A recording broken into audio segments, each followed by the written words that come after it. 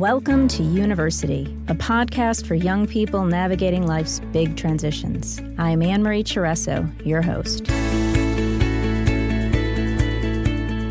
On University, you'll hear stories from college students.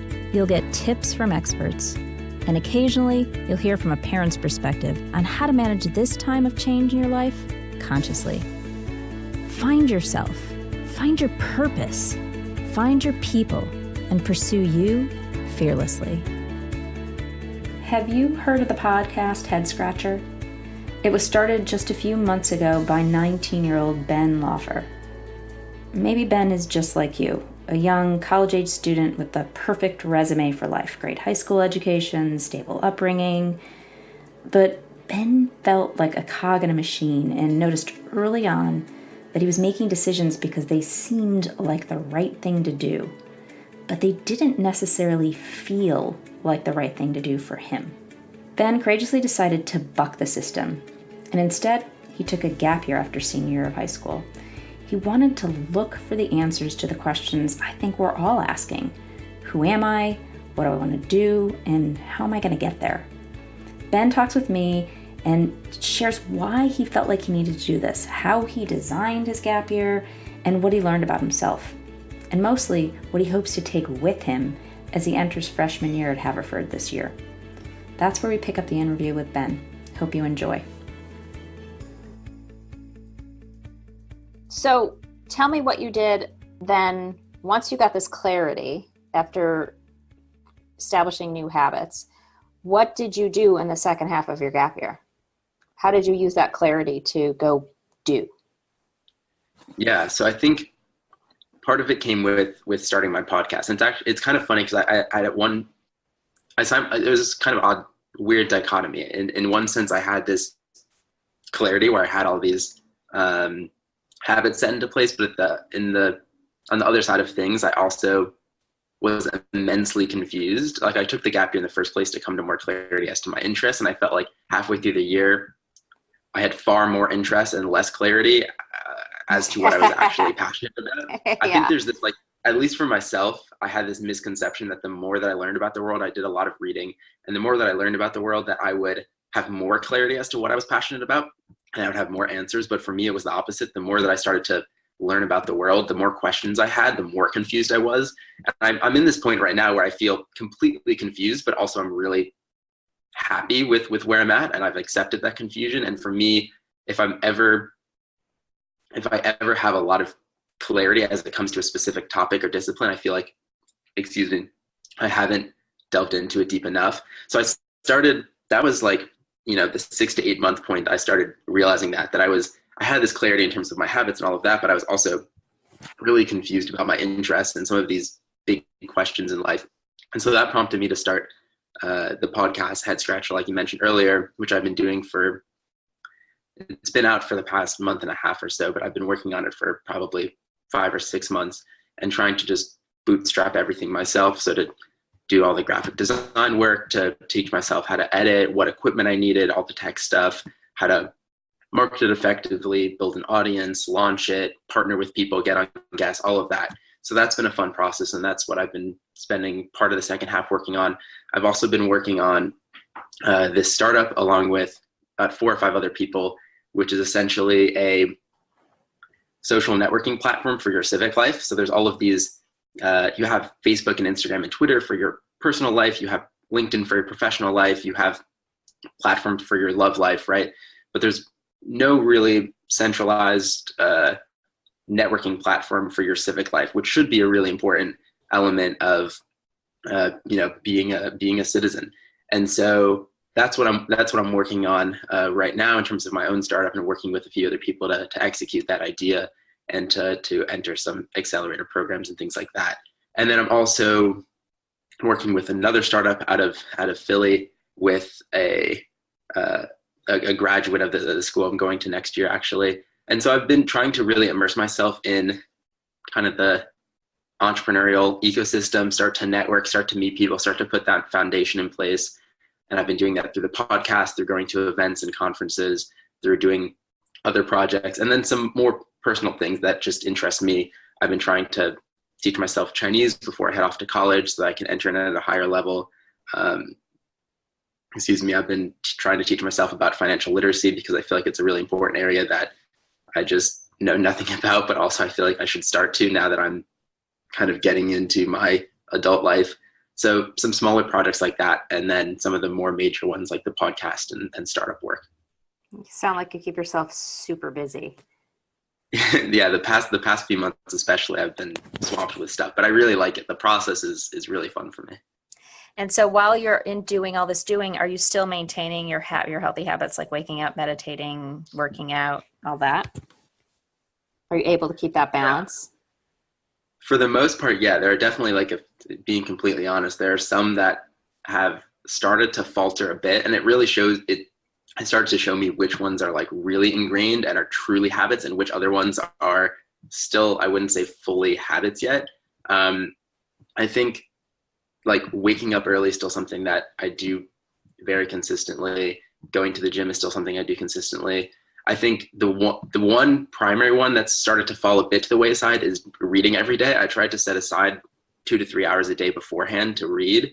And now that I'm have all of this podcast stuff going on, I'm traveling more often, I have like work calls and other things, it's hard to fit that in. And oftentimes that's the thing that I end up not doing. I think partly the reason is that I didn't really have a set time of day beforehand where I read. It was just something where I did it every day at some point in the day. And now I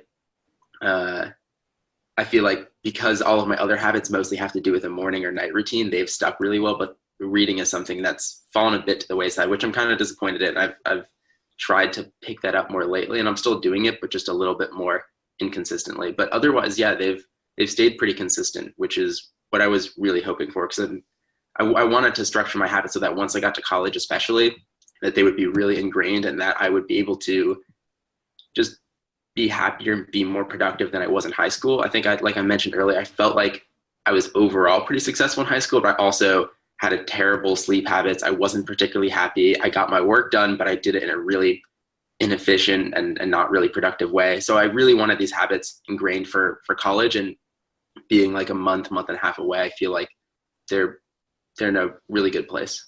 That's awesome. I also heard you say earlier that you were quote unquote successful in high school, but you were pretty unhappy. So what I'm hearing you point at is you're looking to create more balance so that you're successful and happy and balanced. Is that right? Yeah, I would say that exactly. I think also, yeah, I think my definition of success has also changed. In high school, I would put all of my focus into academics and extracurriculars because that's what the environment around me, that like New England prep school kind of, that was what the culture was like. It was about high achievement and about doing things all the time, and not necessarily that happiness factor. And I feel like now success for me, if I'm not happy, I'm not feeling particularly successful. So I think I've almost like misspoke when I was saying I was successful in high school. I think I was successful in high school in terms of how I viewed success at that point. But looking back on it now, I would say I probably wasn't particularly successful for how I view success now. And it's a very changing thing. I'm sure in a year or 2 years or 10 years, I'm going to view my own success, and how I view success is going to change.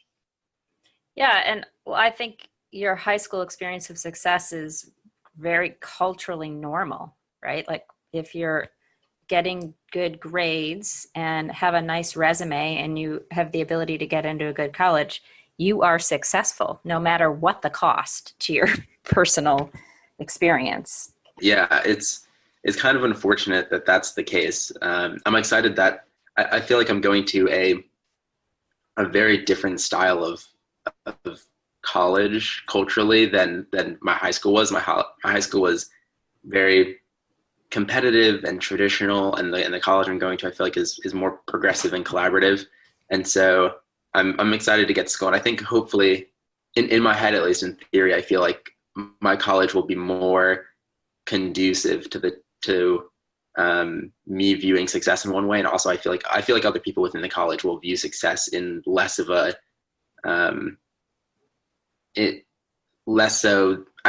we'll view success more so in terms of how I view it now and less so in terms of how I viewed it in high school. Yeah, it sounds like you're finding people who are more aligned with where you're at in this now moment, which is creating more balance around what success looks like.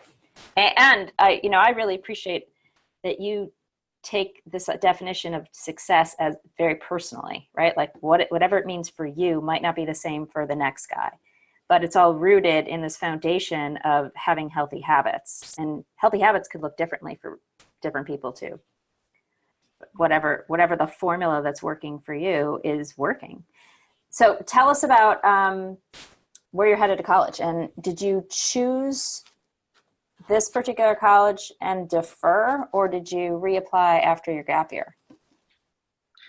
Yeah, so I'm headed off to Haverford, which is a small liberal arts school right outside of Philadelphia.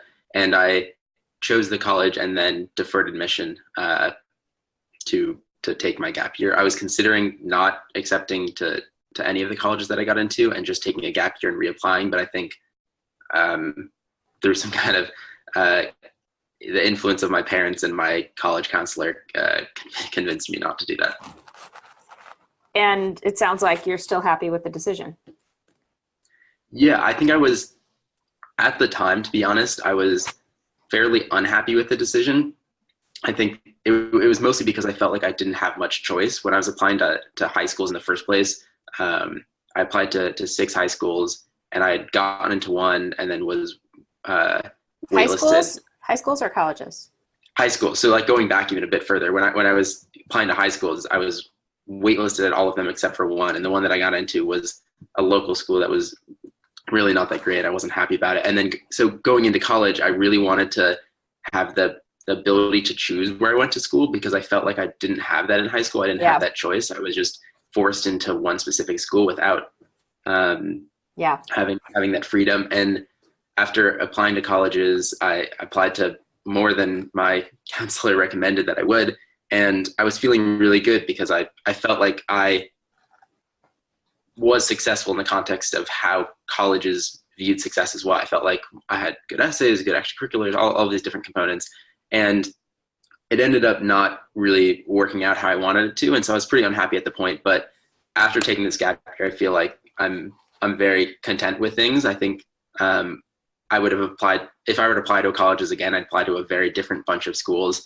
And so I'm very happy with things. And I think I will make the best of wherever I'm at. And so I'm excited regardless to be around people and to be in a intellectually curious place. And yeah, I'm confident in the habits that I've set in place and in myself, that regardless of where I'm going, that I should be happy and have the impact that I want to have. Well, do you think if you're not happy after a year or after a period of time, do you think you are open to exploring other options? I know lots of students who are, who I've interviewed over the past year, who are like 6 months into it, they're like, yep, this isn't the right place for me. I'm out of here. I'm exploring other options. Do you think you'd be open to that? It's definitely something I'm open to it. And after I committed to the college that I'm going to, and then for the first few months of my gap year, it was definitely something that I was thinking about a lot more. I was starting to understand like the transfer admission process and figure that out. And now I think I'm going in with more of an open mind, but I'm definitely still open to it if I don't enjoy it, to either explore, transferring to another school. I had a best friend in high school who went to one school, and he's transferring and going to another this coming year, and he's a lot happier, I think, or hopefully will be a lot happier there. And I think it's definitely something I'm open to. I interviewed someone on my podcast, just my most recent episode, this guy named Brendan Stark, who went to college, and then he dropped out after 6 months, and now he's working on some entrepreneurial ventures and being really successful. So I'm open to transferring, to doing some more untraditional routes, depending on where I feel like I am at that point. So definitely open to it. Cool. I was curious because I was surprised at how many students feel stuck. Like if once they made their choice, they have to stay. And I was equally surprised at how many students were willing to, change and shift. So I think it's good to have an open mind. Like I'm trying this out, and it's gonna It's going to lead me to the next right thing to do. So tell me, like, what do you think your biggest concern is? You're starting college in what, 5-6 weeks? You're going to be August 28th. So yeah, about 6 weeks. Yeah. Yeah. So, and you're going to be a year older than many students. And you've had this gap experience. What's your biggest fear or concern as you jump into college? Probably making friends. I think the primary reason I wasn't particularly happy in high school was because I didn't have a group of friends around me, or a bunch of individual friends that I was really happy with and that uplifted me and that were supportive.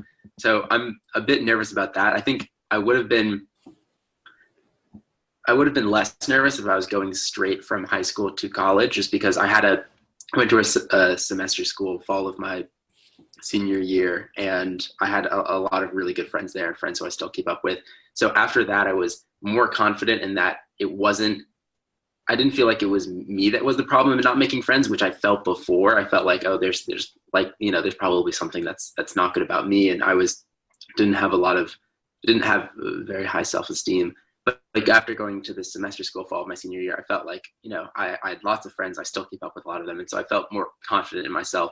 And so if I was going straight from high school to college without the gap year, I would have felt better about making friends because I was closer to that experience. But now after a year off, I've not had a lot of social interaction. I feel like I'm a bit out of touch with what's going on in youth culture, I guess. Yeah. So I think I'm most concerned about that. I think other people are too. It's a scary thing going into any new environment, but yeah, I'd say I'm probably most nervous about that. And then also, I think trying to balance my time and work on. I'm really happy with the work that I'm doing right now, and it's taking up a lot of my time as it is. And I feel like I'm still not doing enough, and so a bit worried about going to college, having a rigorous academic load, and also trying to keep up with the things that I'm doing now that really make me happy and I feel like are important work. So yeah, I'd say making friends and finding balance with what I do. That's the two most common things that every student says. The exact same two things, the balance and finding your people. So you're in good company. And that makes perfect sense to me. Did you find that you suffered from a lack of social life on your gap year because other people weren't doing what you were doing? Was it hard to find friends during that period of time? Or, not find friends, because obviously you have your friends, but they're off at college. So when my son had his gap year, all his friends were off at college. And he traveled, so he made friends on his travels. But it sounds to me like you didn't travel, you were home. And I'm wondering if that impacted your social life, or how it impacted your social life. Yeah, it definitely did. I mean, especially also going to a boarding school. My friends, when they were they lived in all different places. A lot of my friends were actually from Asia, from Hong Kong. And so even when they were on break, it wasn't like they were back home and I could hang out with them. They were at college, and then when they were on break, they were back right where they lived. So that was also an interesting experience. I think I wasn't nervous at the beginning of my gap year because I feel like I'm a fairly introverted person, but I had this idea in my mind that being introverted mean that I didn't really need a lot of social interaction for a whole year, which definitely is not the case. I felt a lot of social isolation, and it's one of the reasons I'm really excited to go to college in the fall, is just to be around people and to make new friends and to just have that experience to be around people. Really, that's probably what I'm most excited about. But I definitely, I felt fairly socially isolated. That's if I were to go back and re-engineer things from the beginning, I would have put more in place to make sure that I had people around me. I've been able to build a network of people within kind of the entrepreneurial space and some friends through that. But I'd say most of the people that I've interacted with, I view more as people who I'm friendly with, or peers. They're people who are in a similar space that I'm in, and not necessarily really solid friends. So it's definitely something that I regret a bit, not structuring more social time into my gap year, because I think even just for your own sanity, it's a really important thing. Yeah, well, it's good to know. It's good to know going forward. Life is a big giant experiment, right? So you get to learn as you go. And what I hear you saying is there's this thing that you recognize you want a little more of, and now you have an opportunity to be aware of it and create that going forward in a way that feels friendly to you. Yeah, absolutely. I think I definitely agree with that. Life it's all experimenting and learning from that. And I think the more situations that we can put ourselves in, I think that was really why I wanted to take a gap year, was putting myself in situations where I could learn and figure myself out better. So putting ourselves in situations where we can learn most of the time it's learning what we don't like and what doesn't work for us. And that in turn makes us realize what we do like. So I think putting ourselves in situations that are uncomfortable or risky or anything like that is really important for just learning and figuring yourself out. And I think I've luckily been able to find feel like I've found more of my identity this gap year through realizing what didn't work for me. Mm-hmm. It's so true. I really appreciate you saying that, because my experience is so many people, and particularly young adults, fall into this category of believing they've done something wrong if it's something they don't like it's a problem, rather than it being like, on a scavenger hunt, and, opening the wrong door is just leading you to opening the right door, and making it fun. Like, this is a fun time in your life. You get to explore, and you get to figure out who you are and where you want to go and what you like and what you don't like. And like the sky's the limit. And one of the things I heard you say earlier was you're even more confused now because you realize how many things you're actually interested in, and how fun that you have so many things that you're interested in that you get to explore one by one by one by one. Yeah, absolutely. I think people try and stray away, they don't like the state of confusion. And I think I had to convince myself that was a good state to be in. People like to have their focus. And I think a lot of people, once they leave high school, they need to know, oh, this is what I'm passionate about, or this is what I want to do in college or after college. And I think, I don't know, I love being young and being able to explore. And I'm really excited to go to college and be able to just explore lots of different areas. Yeah. And the irony is you can't actually know until you're doing anything. I interviewed a student, actually my nephew, earlier this month, or it released last week. You should go listen. You'll probably enjoy it. And he graduated in June with a math major and a teaching certificate. And he was all prepped to teach. He got 3 job offers teaching right out of school, which is amazing. And he realized he doesn't actually want to teach. he doesn't want to do that at all. As a matter of fact, he just left. He was here at the house a few minutes ago because we live in the city and he lives in the suburbs, and he has a job interview in a whole different field. And he was headed over to the job interview and he wanted to stop by before his interview. But it was scary for him to realize that he spent the last 4 years studying these 2 things, and then he graduates, gets 3 job offers, and doesn't want to do it. And so I think like being in a state of confusion or not knowing, or the state of, stepping into the unknown, is so scary and equally valuable, because we can't really predict who we are or what we want to do, except all we can do is step into this now moment and know what's right in this now moment. And I want to go nod back to your wisdom around pausing at the beginning of your gap year to just be and get curious, and then take actionable steps from the clarity you got from that space you created for yourself. Like, that's so cool. And if you keep, integrating those tools into your life, I have total faith that you're going to be making tons of great decisions for yourself, no matter where they lead you. I appreciate that. I definitely, I'm hoping that's the case. Well, I know it's the case. I totally know it's the case. You are on it. I'm excited to keep following you and seeing what you're up to. And before we sign off, I just want to know, do you still have can you talk a little bit about your meditation practice if you still have one? Yeah, it's honestly quite simple. I use a meditation app. I use an app called Waking Up by Sam Harris. He has actually a podcast as well that used to be called Waking Up, but now it's called Making Sense.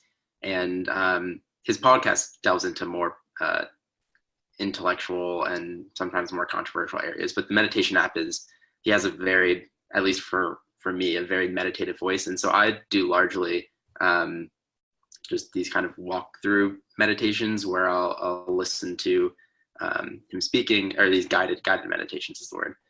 You do. I mean, I do Sam Harris's daily. It's 10 minutes. Do you do his 10-minute a day one, or do you do one of his programs? Exactly that. Yeah, I just do the daily one that he has out. After, I think there's 50 or so that he has, like an initial course that you run through, and then after that, there's just the one that pops up daily. And then I've gone through a few other courses, but more or less it's just going through those daily ones that he puts out. And it's really nice. I think having a meditation app, regardless of what it is, there's Calm and Headspace, and there's some other ones as well that I think are really great, but it definitely makes it less of a far off concept or something that's hard to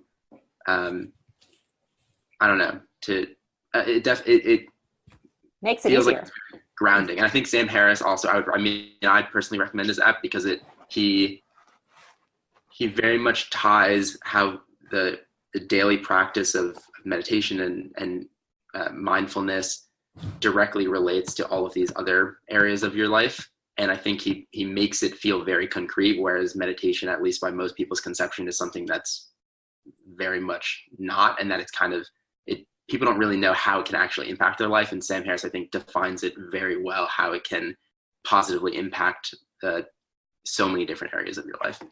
Yeah, he's one of my favorites. Do you think you're going to be able to maintain it while you're in college, or do you think that's going to be challenging?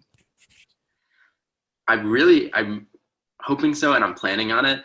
I think depending on whether I have a roommate or not, it may be slightly challenging, and I'll find that out in the next week and a half. But I'm gonna try really hard to make sure that it's still something that I do. If I have to change the time of day that I do it to work around the rest of my schedule, and depending on when people are around, then I'll do that. But I think I've done it for so long now that I'd be really disappointed if I didn't have it in my life. And I feel like it would, I don't know, I feel like it's positively impacted me thus far. And I feel like there's so much, I'm really so early on in working on it, that there's so much more that it can do for me. Mm-hmm. And so I'm going to try really hard to make sure that it's still a habit of mine, even if I have to change it around slightly to make sense within the context of the rest of my stuff going on. And what's been the biggest difference in your life you've noticed since you've introduced a regular meditation practice? Because I really appreciate you speaking to this, because so many people your age in particular, I mean, I teach meditation to everyone, and adults resist it, but young adults resist it a lot. They just don't get it. Like, how does that make any sense? But B, this challenge of finding time, particularly when you're in college, is a real challenge. But I want to speak a little bit to the benefits that you've noticed. Yeah, I think for me, the primary benefits that I've noticed so far, and I think also, I mean, I'm sure would be able to speak on this much more, but I think there's different practices you can do depending on what you're trying to get out of it. But at least for me, I feel generally more self-aware, and I feel like I'm better able to control my anxiety and to reduce stress in situations where otherwise before starting meditation, I feel like I would be largely overwhelmed by those emotions.